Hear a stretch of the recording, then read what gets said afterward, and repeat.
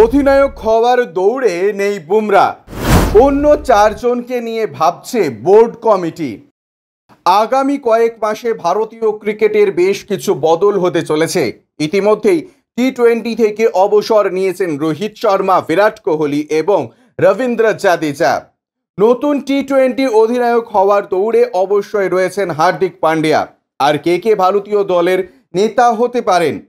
জিম্বাবুয়ের বিরুদ্ধে ভারতীয় দলকে নেতৃত্ব দিচ্ছেন শুভমন গিল। তবে সিনিয়র ক্রিকেটারেরা দলে ফিরলে টি-20 ক্রিকেটে হার্দিককেই অধিনায়ক হিসেবে দেখা যাবে বলে মনে করা হচ্ছে। শ্রীলঙ্কার বিরুদ্ধে অধিনায়ক হিসেবে ফিরতে পারেন তিনি। যদি শ্রীলঙ্কার বিরুদ্ধে হার্দিক না খেলে তাহলে নেতৃত্ব দিতে পারেন সূর্য কুমার যাদব। ভাবা হচ্ছে না জসপ্রীত বুমরাকে, যদিও তিনি ভারতকে টি-20 ক্রিকেট এবং টেস্টে নেতৃত্ব দিয়েছেন। ভারতীয় ক্রিকেট উপদেষ্টা কমিটির সদস্য যতীন পারাঞ্জেপে আগামী দিনের অধিনায়ক হিসেবে 4 জনকে বেছে নিয়েছেন। তিনি বলেন, শ্রীলঙ্কা সফরে অধিনায়ক হার্দিক, সহ অধিনায়ক করা যেতে পারে ঋষভ পান্তকে। ভারতের ভবিষ্যৎ অধিনায়ক হিসেবে 4 জনকে ভাবা হচ্ছে: হার্দিক পান্ডিয়া, ঋষভ পান্ত, শ্রেয়স আইয়ার এবং লোকেশ রাহুল। রাহুল দুর্দান্ত ক্রিকেটার, একদিনের ক্রিকেটে ওর খেলার কথা শুনেছি, কিন্তু আমি জানি না সেটা কতটা সত্যি।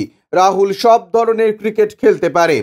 পারাঞ্জেপের নাম নিয়েছেন শ্রেয়স আইয়ারেরও, কিন্তু ভারতের বার্ষিক চুক্তিতে তার নাম নেই। আগামী দিনে তাকে ভারতীয় দলে ফেরানো হবে কিনা সেদিকে নজর থাকবে। হয়তো ঘরোয়া ক্রিকেট খেলার পরেই তাকে জাতীয় দলে ফেরানো হবে।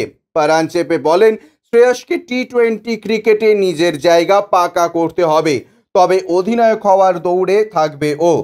আইপিএলে আমরা 4 জনের নেতৃত্ব দেওয়া দেখেছি। এদের মধ্যে একজন ভবিষ্যতে দীর্ঘদিনের জন্য ভারতের অধিনায়ক হবে। Bureau report, UJ news.